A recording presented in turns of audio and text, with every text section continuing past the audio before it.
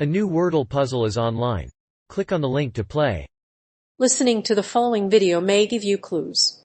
Please like and share the videos. Victorious Macron vows to unify France after fending off Le Pen threat. In a victory speech delivered to thousands of supporters at the foot of the Eiffel Tower, the victorious Macron pledges to unify France and steer the country through turbulence. Le Pen, however, has booked a convention center in Bois-de-Boulogne to give her victory speech, but this may be too small a venue for the crowd of supporters expected to attend. Victorious Macron vows to unite France. Despite holding a commanding lead in the polls, the victory was not a given. Macron had trouble convincing a fractured electorate to back him. The war in Ukraine, the COVID-19 pandemic, and months of violent protests against Macron's policies had all served to polarize the French electorate, providing fertile ground for Le Pen. Macron is now vowing to unify France and unite the nation, and he has made it clear he will. While Macron won the election by a smaller margin than his previous victory in 2017, he was welcomed by European Union leaders after claiming victory. He also called the campaign a battle for Europe. He promised to unite France, but the question is how. Macron must appoint a president who can lead the country through a divided Europe. But that may prove to be a tall order. The victory of President Macron's election victory has thrown into doubt many predictions about the French future. Many observers believe he will win a majority, but the results are not yet clear. In early polls, Macron has a margin of about 16 points less than his opponent. However, this difference is sufficient to give Le Pen and her supporters reason to celebrate. The winner of the election will also be a major influence on the war in Ukraine. Macron's success could affect the future of the country's relationship with Russia. In the past, France has supported sanctions against Russia to prevent its involvement in that conflict. The election of Macron could complicate Biden's efforts to isolate Russia and aid the Ukraine. Meanwhile, the prospect of a nationalist in power in France reminds us that the recent U.S.-European solidarity on these issues may be fragile. Recent authoritarian governments in Poland and Hungary have taken steps toward authoritarianism, and Germany's response to Putin's invasion of Ukraine is drawing criticism domestically. Le Pen's victory would be a political earthquake. A victory by Le Pen would cause a political earthquake in France, but polls are still mixed. Polls suggest the lead is close, but not by much. Macron is leading Le Pen by about 13 percentage points, according to the global deputy CEO of Axis and chairman of Axis France. But a Le Pen victory would be a disaster for the country's liberal establishment. Marine Le Pen's victory would also be a blow to Macron, who is trying to make a name for himself as the next president of France. Macron has promised not to run for re-election in 2017. But she has left the door open for another run. While she's 53 years old, Le Pen has no intention of giving up politics to spend more time with her cats. Political ramifications of Le Pen's victory are vast and would extend well beyond the domestic situation. A victory for Le Pen would cause a political earthquake in France, and would destabilize the EU and NATO.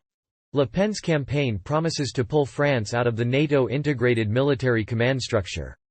Such an outcome would be a mortal blow to Western unity. Moreover, many of her central policy proposals are incompatible with the principles of the EU, including a referendum on immigration. If Le Pen wins the election, the French government will need to consider the consequences of Le Pen's election.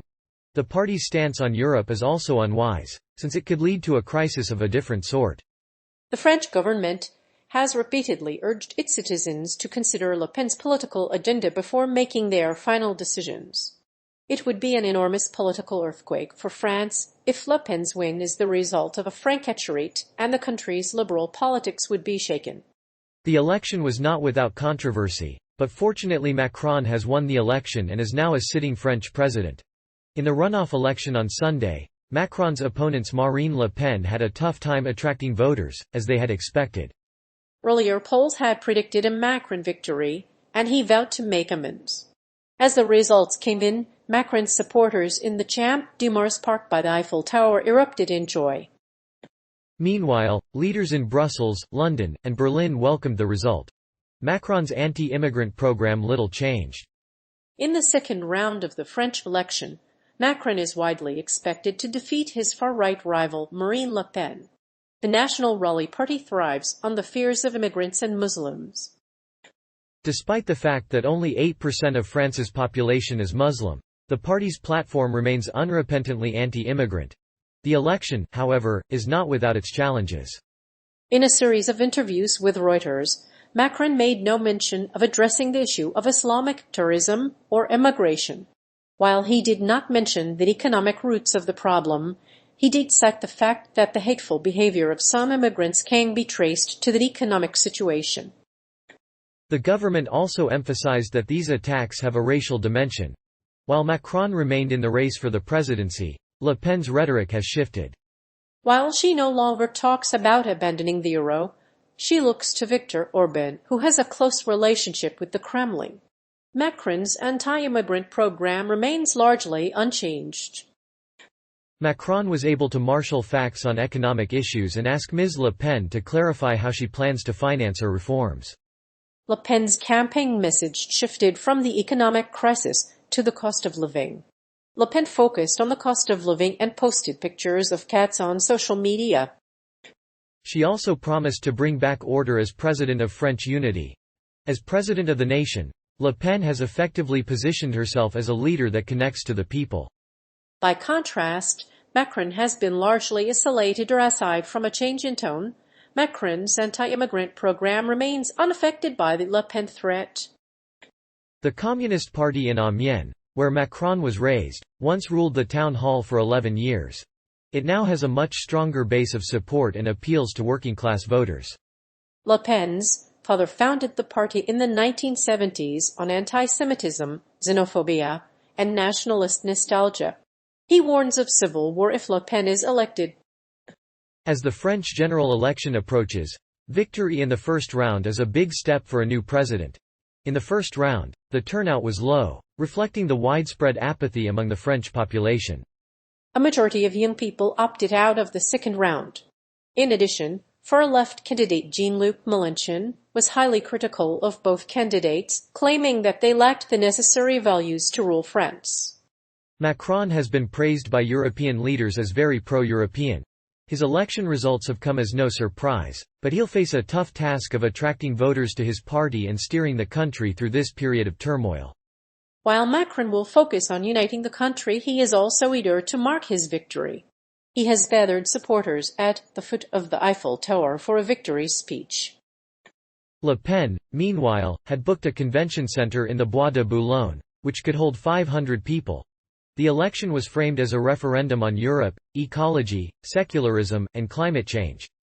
Macron said Le Pen's demands for EU treaty changes would push France out of the bloc.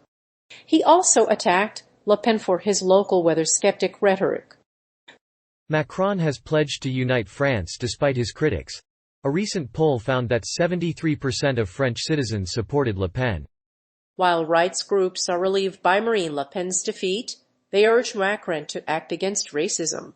They are also critical of Macron's recent moves to enact a law banning headscarves for Muslim women.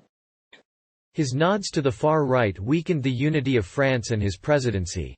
If Macron does not do something to counteract these trends, the future of the French country is in jeopardy. After 2 weeks of campaigning, Macron has pledged to rebuild France.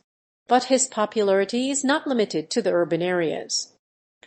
The economy is growing at a 7% clip and unemployment is at its lowest in 10 years.